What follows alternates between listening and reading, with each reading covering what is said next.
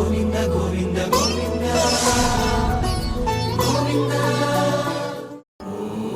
ఓం నమో నారాయణాయ. ఓం నమో వెంకటేశాయ. శ్రీ విష్ణు సహస్రనామ మాధుర్యం అనే ధారావాహిక శీర్షిక 56 ఘట్టాలు దాటి 57లోకి ప్రవేశిస్తుంది. అంటే ఆ దేవదేవుని అనుగ్రహం తప్ప మరొకటి కాదు. ఓం నమో నారాయణాయ.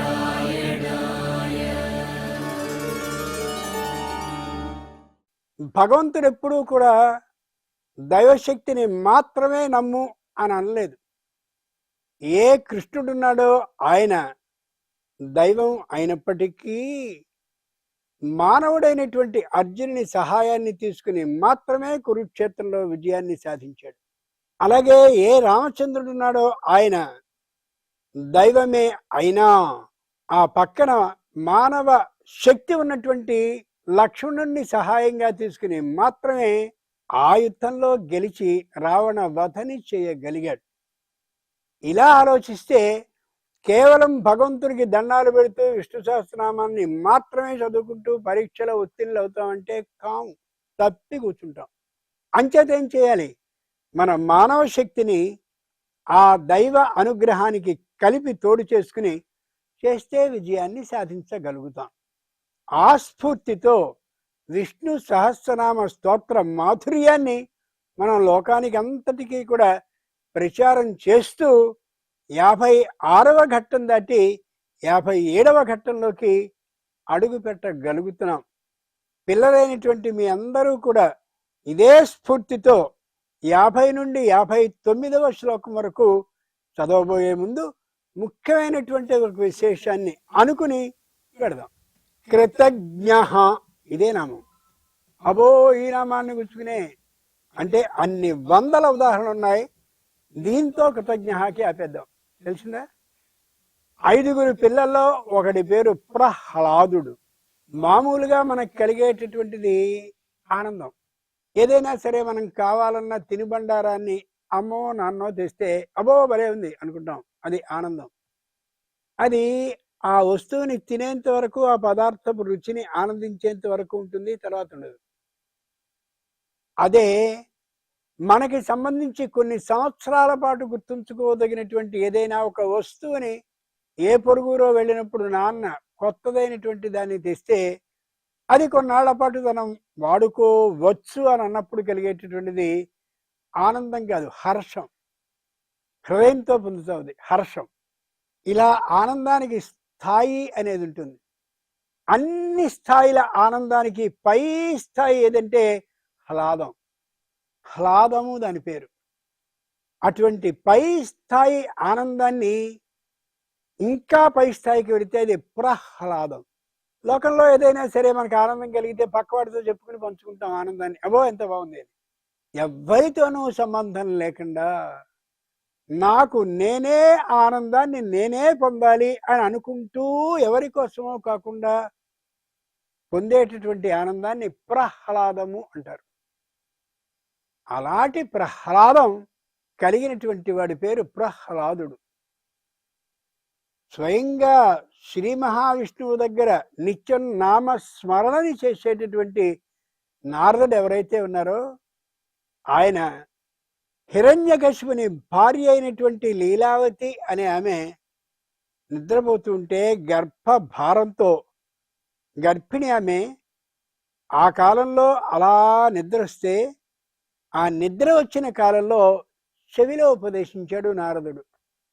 బాగా గుర్తుంచుకోవాలి. ఉపదేశించినటువంటి వాడు ఎవరు అంటే మహావిష్ణువు దగ్గర కేవలం మంత్రాన్ని, నారాయణ మంత్రాన్ని లోకమంతా ప్రచారం చేయడమే తన వృత్తిగా కలిగిన నారదుడు. అటువంటి నారదుడు ఏ కబురు కాకరకాయ లేకుండా అకస్మాత్తుగా వచ్చేశాడు. అంతేకాదు స్త్రీకి ఉపదేశాన్ని చెయ్యరు సహజంగా పురుషులు ఎవ్వరూ కూడా. అటువంటి నారదుడు స్త్రీ అయినటువంటి ఈ హిరణ్య కశిపుని భార్య అయిన లీలావతికి చెవిలో ఉపదేశించాడు. ఆ ఉపదేశించబడ్డటువంటి మంత్రాన్ని ఏదైతే ఉందో ఆ మంత్రాన్ని ఓం నమో నారాయణాయ అష్టాక్షరి మహామంత్రం అంటారు. త్యాగరాజస్వామికి ఎలా అయితే రామ షడక్షరీ మంత్రం అని 6 అక్షరాల మంత్రం అనుకున్నామో, నమశివాయ అనేదాన్ని 5 అక్షరాల మంత్రం అని ఎలా అనుకుంటున్నామో, ఓం నమో నారాయణాయ అనేది అష్టాక్షరీ మహామంత్రం. ఓం నమో నారాయణాయ 3, 5, 8. ఈ మంత్రం లోపల ప్రహ్లాదునికి ఇచ్చాడు ఆయన. మనుష్యాణం సహస్రేషు 1000 మంది ఉన్నారనుకోండి అలా పరుగు పందానికి, అలా ఒకసారి పరిగెత్తండి, మేము మీలో గొప్పవాడు ఎవడో తెలుసుకోవాలి అన్నప్పుడు 1000 మంది గెలవరు. కశ్చిద్యతతి సిద్ధయే, ఏవైనా సరే నేను ముందు పరిగెత్తి విజయాన్ని సాధించాలని ఒకడు అనుకుంటాడు. అలా అనుకుని విజయాన్ని సాధించినటువంటి మరో 100 మందికి పెట్టారనుకోండి, వాళ్ళలో ఒకడు వస్తాడు. అలా బాగా ఉత్తమ స్థాయికి వచ్చిన 10 మందిలో పెట్టారనుకోండి, ఒక్కడు నిలబడతాడు.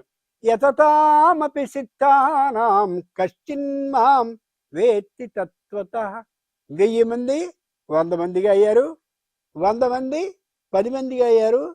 10 మందిలో ఒక్కడు మాత్రమే గెలుపొందాడు. అతడు 1000 మంది పాల్గొన్న వాళ్ళలో ఒక్కడుగా నిలబడ్డాడు కదా. ఈ ప్రహ్లాదుడు అట్లాంటి వాడు. అయి మంత్రోపదేశాన్ని నారదుడు ఇచ్చిన తర్వాత అమ్మకే ఇచ్చిన, అమ్మ గర్భభారంతో అలా నిద్రపోతుంటే అదే మంత్రాన్ని మననం చేస్తూ చేస్తూ చేస్తూ చేస్తూ మామూలుగా లేడు, అదే పని. చిన్నపిల్లల్ని చూడండి, మనం ఏదైనా ఓ మాట చెప్తే ఆ మాటనే కొన్ని 100 సార్లు వాళ్ళు అనుకుంటారు, ఆ మాటనే 100 సార్లు అనుకుంటారు. చిన్నపిల్లల్ని చూసి చాలా నేర్చుకోవాల్సి ఉంటుంది పెద్దవాళ్ళు. పెద్దవాళ్ళని చూసి చిన్నపిల్లలు నేర్చుకోవాల్సిందంటూ ఏమీ ఉండదు. రే వాడితో అలా చెప్పకు, కొద్దిగా ఇలా మార్చి చెప్పు, ఇలా మార్చి చెప్పు, అలా అబద్ధం వాడు, ఇట్లాంటి ఉపదేశాలు మాత్రం చేస్తారు తప్ప పెద్దలు పిల్లలకి చేసే ఉపదేశాలే ఉండవు.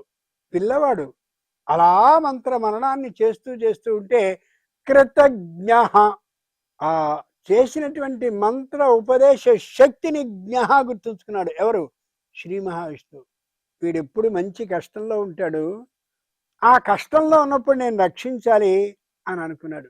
అంటే భగవంతుడు వాడికి ఏదైనా కష్టం వస్తే బాగుండి నేను తీరుద్దాం అనేటటువంటి లక్షణం కలిగిన వాడు అనుకోకూడదు. ఎప్పుడో ఏదో ఒక ఇబ్బంది వస్తుంది కదా, వచ్చినప్పుడు నేను రక్షించాలి అని అనుకున్నాడు. స్వయంగా ప్రహ్లాదుని తండ్రి అయినటువంటి హిరణ్యకశిపుడు అలా ఒక్కసారి వాడిని పట్టుకుని చేతిలో పట్టుకుని బ్రహ్మాండమైన ఎత్తైనటువంటి పర్వతం మీదికి ఎగిరి, అక్కడి నుంచి కూడా ఇంకా తన శక్తితో తాను ఈ పిల్లవాడిని పొదివి పట్టుకుని ఎగిరి పర్వతం మీదికి ఎక్కి అక్కడి నుంచి సముద్రంలోకి విసిరాడు. విసిరినప్పుడు ఏమవుతాడు? ఎవరైనా బతుకుతాడా? కృతజ్ఞ. ఆ చేసిన మంత్ర మననాన్ని బాగా గుర్తుంచుకున్నాడు కాబట్టి ఆ నీళ్ళ నుండి రక్షించాడు ఆయన. ఇంచేత మహోదధిశయంతక, బ్రహ్మాండమైనటువంటి నీళ్ల మీద ఉండేవాడు కాబట్టి నీటి మీద ఆధిపత్యం ఆయనకుంది, జీవింపజేశాడు. పెద్దమైనటువంటి మంచి విషం ఉన్నటువంటి సర్పాలని పంపించాడు హిరణ్యకశిపుడు, వాడిని చంపేయి అని.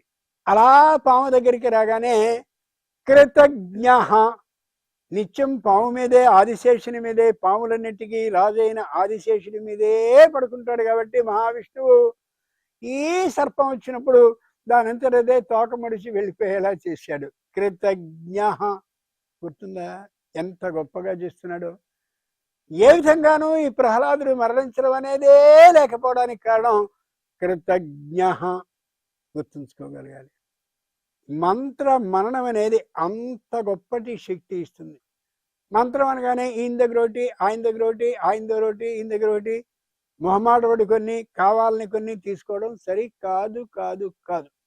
ఓ మహానుభావుడైన త్యాగరాజస్వామి ఒకే రామ షడక్షరి మంత్రాన్ని తీసుకున్నాడు.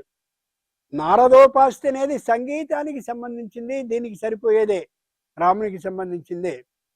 అలాగే ఓ రామదాసు ఉన్నాడు, భక్త రామదాసు, ఆయన కూడా రామమంత్రాన్నే తీసుకున్నాడు సరైన సమర్థుని ద్వారా. అంచేత జీవితంలో ఎవరైనా సరే ఒకే ఒక్క గురువు దగ్గర ఒకే ఒక మంత్రాన్ని తీసుకోవాలి తప్ప కనిపించిన ప్రతి వాడి దగ్గర మంత్రాన్ని తీసుకుని ఏం చేయాలో తెలియక అన్నీ అలా చేసుకుంటూ ఉంటే ఏది ఫలించే అవకాశం ఉండదు. అటువంటిది కృతజ్ఞ. ఎంత గొప్ప నామం ఇది! అది ఈ స్ఫూర్తితో 50 నుండి 59 వరకు ఒకసారి చదవండి. మంచి ఉత్సాహంగా చదవాలి. గొంతు మాత్రం తగ్గించి చదవద్దు. ప్రారంభించండి. स्वापनस्ववशो व्यापी नैकात्मा नैककर्मकृत् वत्सरो वत्सलो वत्सी रत्नगर्भो धनेश्वरः धर्मकृद्धर्मी सदसक्षरमक्षरम् अविज्ञाता सहस्रांशुर्विधाता कृतलक्षणः गभस्तिनेमिः सत्त्वस्तः सिंहो भूतमहेश्वरः आदिदेवो महादेवो देवेशो देवभृद्गुरुः उत्तरो गोपतिर्गोप्ता ज्ञानगम्यः पुरातनः शरीरभूतभृद्भोक्ता कपीन्द्रो भूरिदक्षिणः सोमपोमृतपः सोमः पुरुजित्पुरुषत्तमः विनयो जयः सत्यसन्धो दाशारः शाश्वतां पतिः जीवो विनयिता साक्षी मुकुन्दो मितविक्रमः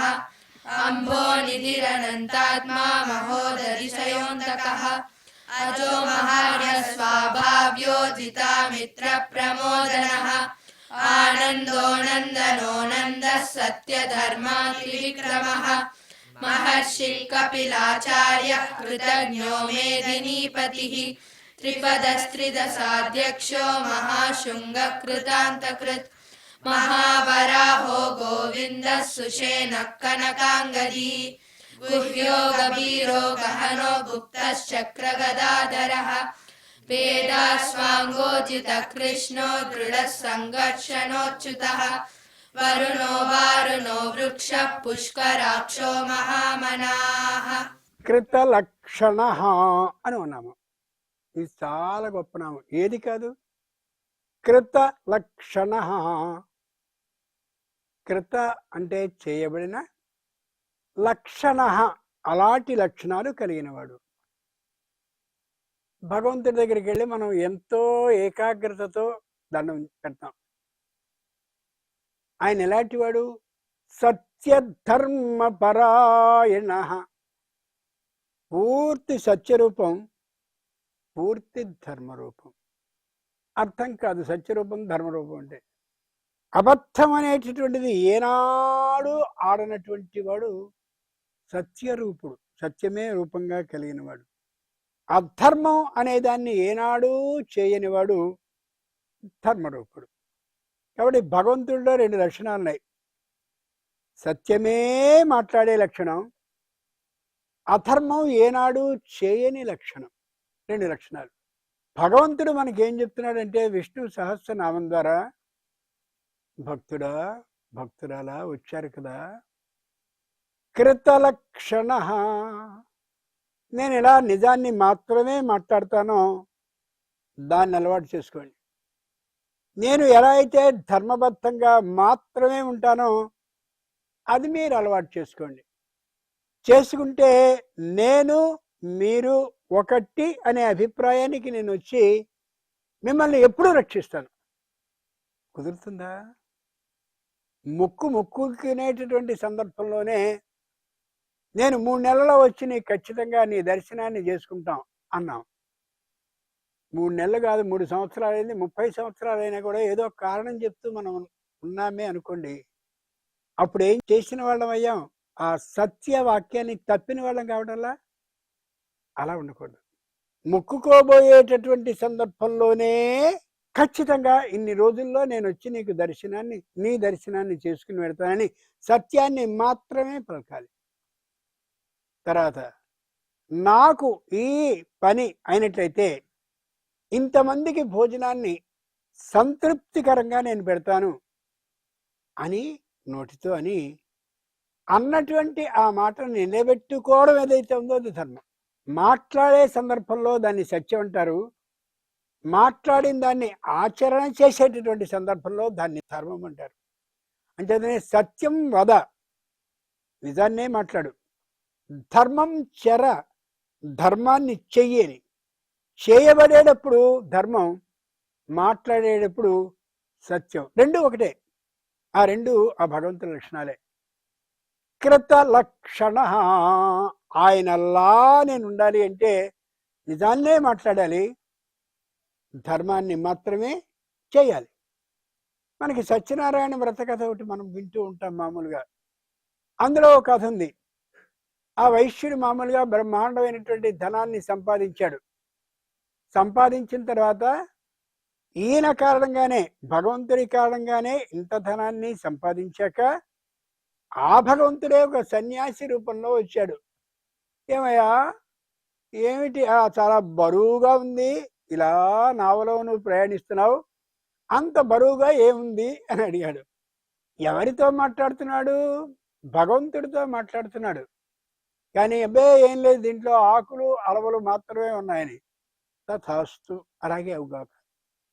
వెంటనే అంత బరువుగాను రత్నాలతో, రాసులతో, బంగారంతో, వెండితో నిండిపోయినటువంటి బరువైనటువంటి ఆ నావ కాస్తామైంది అకస్మాత్తుగా తేలిపోయింది.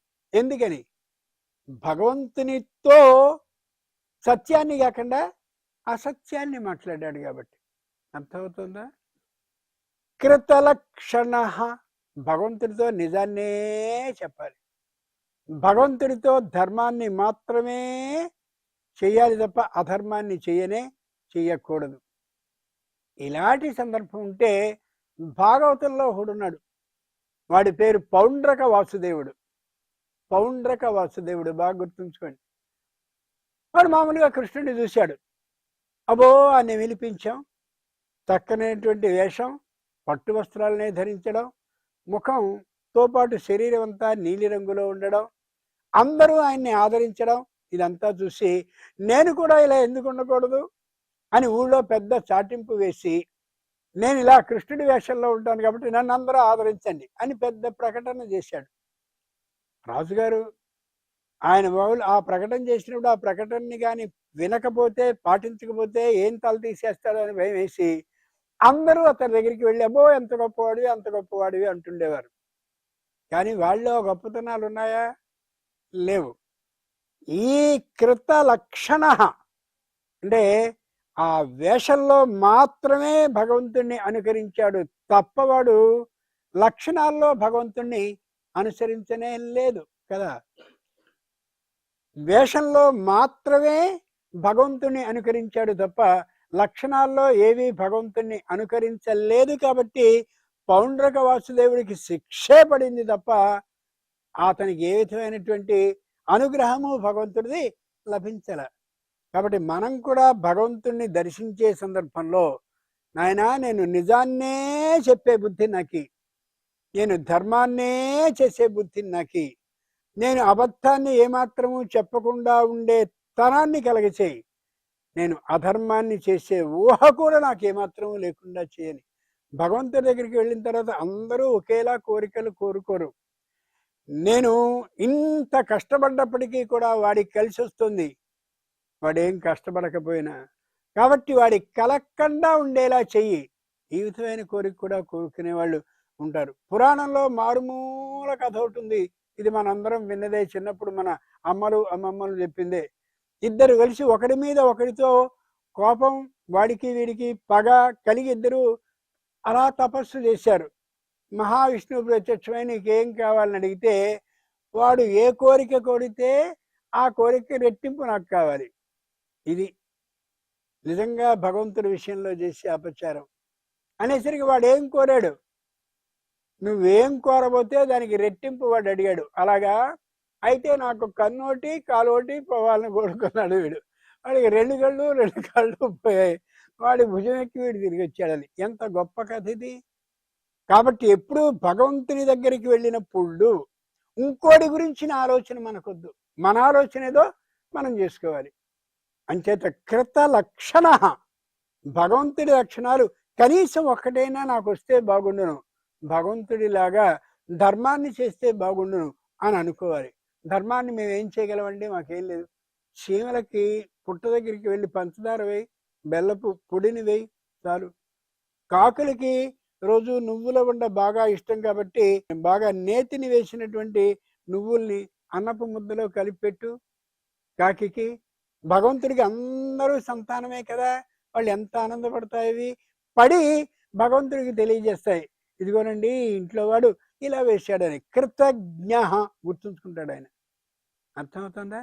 అది ఆయన లక్షణం. అంత గొప్పవాడు. పైగా ఇక్కడ ప్రహ్లాదుడు ఎవరైతే ఉన్నారో ఆయనకి ఆ విధంగా చేశాడు అని అనుకున్నాం చూడండి. ఇది కూడా గొప్ప లక్షణమే. కృతలక్షణ. కాబట్టి భగవంతుడి విషయంలో సత్యాన్ని, భగవంతుడి విషయంలో ధర్మాన్ని ఎప్పుడూ మనం విడనాడకుండా ఉంటూ ఉండేలా చేస్తే వీడు ఖచ్చితంగా ఈ నా పద్ధతిలో ఉన్నాడు కాబట్టి అనుగ్రహించాలి అని అనుకుంటాడు. అలా అనుగ్రహింపబడ్డవాడు అర్జునుడు, అలా అనుగ్రహింపబడ్డవాడు లక్ష్మణుడు మనకు కనిపిస్తూ ఉంటారు. అది ఈ స్ఫూర్తితో, ఈ ఆనందంతో 50 నుంచి 59వ శ్లోకం వరకు ఒక్కసారి ఉత్సాహంతో చదువుదాం.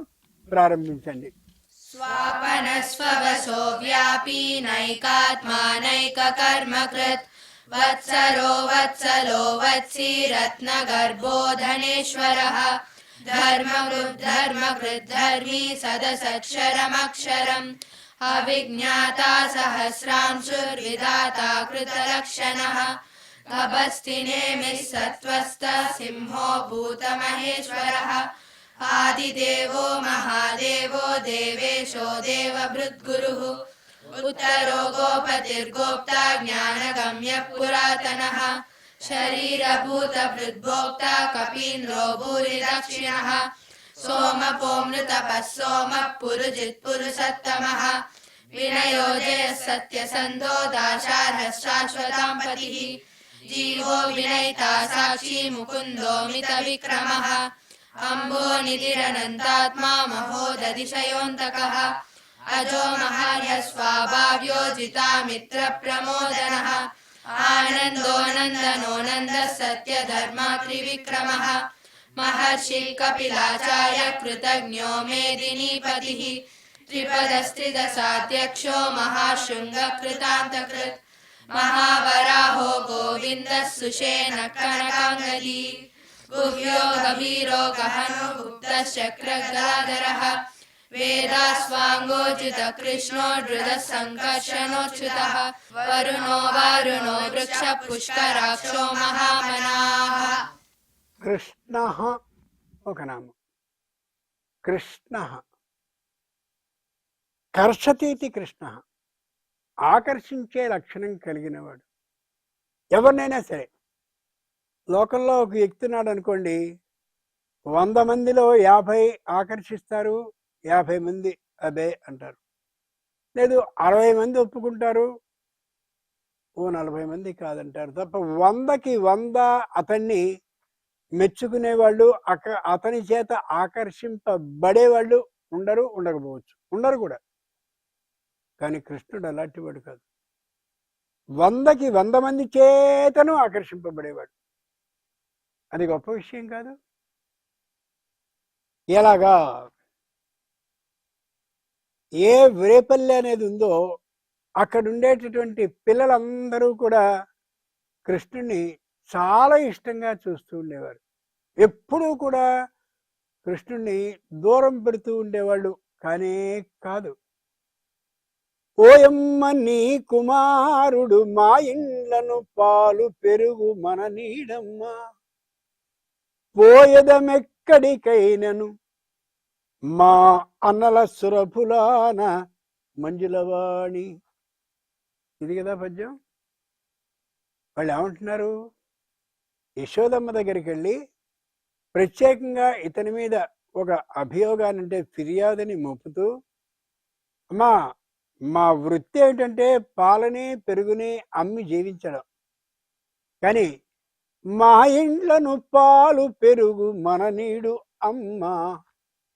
మా ఇంట్లో పాలని పెరుగుని బతకనీటల్లా ఇంచేత పిల్లల్ని పిలుస్తాడు, మిత్రుల్ని, ఒకడిని ఒంగోబెడతాడు, ఆ ఒంగోబెట్టిన వాడి మీద ఒకడిని నిలబెడతాడు, నిలబెట్టి చిన్న రాతిని తీసుకుంటాడు, ఆ ఉట్టెలో ఉన్నటువంటి పాలకుండని పగలగొడతాడు, ఆ పడ్డటువంటి పాలకుండ చిల్లులోంచి పాలు వస్తూ ఉంటే ఒకళ్ళ తర్వాత ఒకళ్ళు వచ్చి తాగమంటాడు, ఒకళ్ళ తర్వాత ఒకళ్ళు అలా వచ్చి తాగేస్తుంటారు.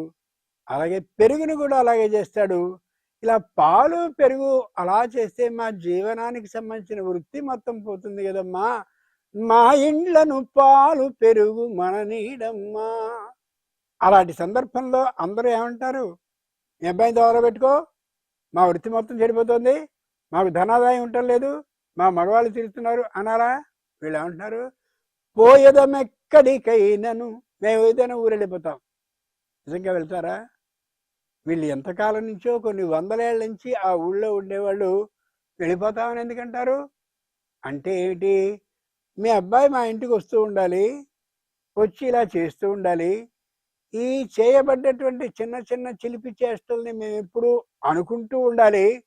వాడు మా ఇంటికి వచ్చిన రోజునల్లా మాకేదో కలిసి వస్తుంది కూడా, కాబట్టి వాడు రావడమే మాకు ఇష్టం, వాడు అలా చేయడమే మాకు ఇష్టం అని అంతగా ఆకర్షించేటటువంటి వాడు ఎవరో ఆయన కృష్ణ. అర్థమైందా?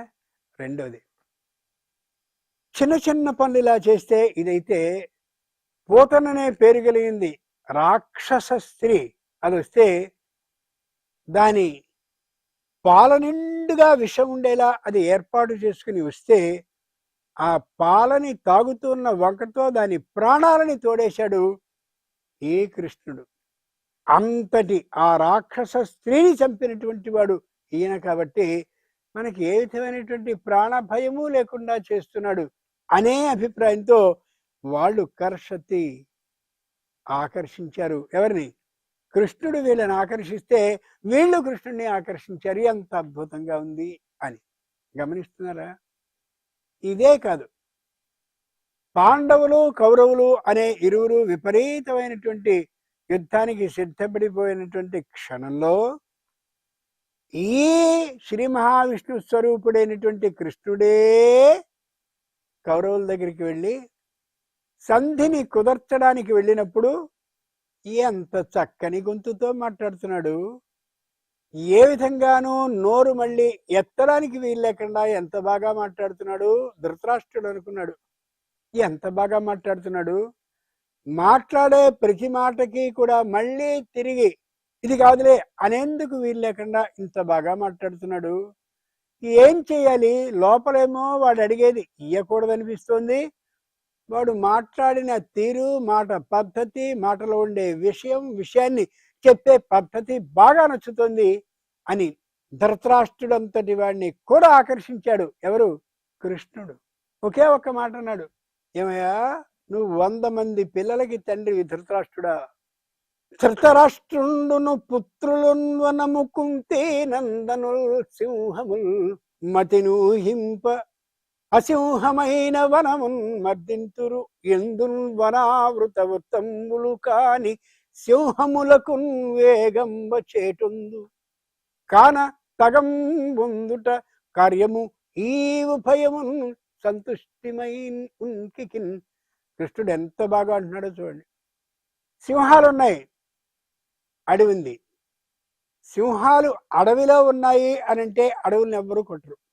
అలా కాకుండా అడవులు అక్కడుండి సింహాలు ఎక్కడుంటే అడవుల్ని కొట్టేస్తారు, సింహాలని చంపేస్తారు.